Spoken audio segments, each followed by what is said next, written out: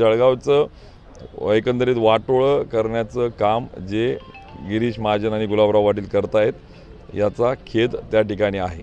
अरे म्हातारी मेल्याचं दुःख नाही, काळ सोकवतं त्याचं काय। 10-10 वर्ष खुर्च्या चेनले ना तुम्ही, 7-7 वर्ष कॅबिनेटच्या मिटिंगला जात आहेत ना, का नुसते भत्ते घ्यायला का 6व्या माळ्यावर थंड हवा घ्यायला जातात। इथे 6 वर्षामध्ये पिढी जाते। एखादी ग्रॅज्युएट झालेला मुलगा जेव्हा तो 12 आणि 5 17 21 वर्षाचा ग्रॅज्युएट होतो ना, 27 वर्ष झालं का लग्न करायची वेळ येते ना त्याला।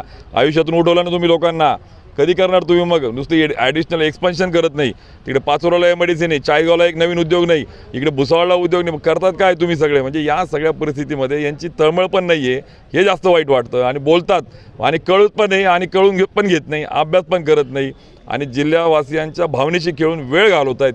हे दुःख आहे, ही पिढी सफर होते, हे दुःख त्या ठिकाणी जास्त आहे।